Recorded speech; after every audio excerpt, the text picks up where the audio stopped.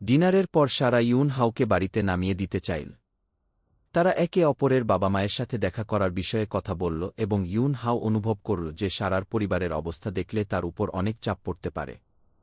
সারা যখন ইউন হাওকে নামিয়ে দিতে বেরিয়ে এল, সে বলল, তুমি তোমার গাড়ির ভাড়া দাওনি। ইউন হাও কিছুটা বিভ্রান্ত ছিল, কিন্তু অবশেষে সে সারাকে নামিয়ে দেওয়ার সিদ্ধান্ত নেয়।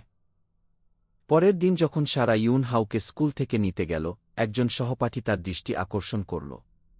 সারা প্রথমে তাকে উপেক্ষা করতে চেয়েছিল, কিন্তু ইউন হাওকে দেখে সহপাঠীটি কিছুটা ঈর্ষান্বিত হয়ে উঠল। সারা লক্ষ্য করল যে ইউন হাও তার এই ঈর্ষা আর পছন্দ করছে না। সারা বুঝতে পারল যে এই সময়ের মধ্যে তাদের সম্পর্কের পরিবর্তন হয়েছে। এখন ইউন হাও সারার প্রতি অধিকারবোধ অনুভব করছিল এবং সারা ভাবল যে ভবিষ্যতে ভুল বোঝাবুঝি হতে পারে, তাই সে ইউন হাওকে কিছু জায়গা দিতে এবং তার বাবা মায়ের সাথে কথা বলতে তার বাড়িতে যাওয়ার জন্য একদিন ছুটি নেওয়ার সিদ্ধান্ত নেয়। সারা যখন ইউন হাওয়ের বাড়িতে গেল, সে সরাসরি তার বাবা মাকে বলল যে তাদের পেশা সম্পর্কে কথা বলতে হবে। এটি তাদের হতবাক করতে যাচ্ছিল, কিন্তু সারার লক্ষ্য ছিল ইউন হাওকে দেখানো যে তাদের সম্পর্ক আর কেবল তাদের দুজনের মধ্যে সীমাবদ্ধ নয়, এটি একটি আনুষ্ঠানিক প্রতিশ্রুতিতে পরিণত হয়েছে।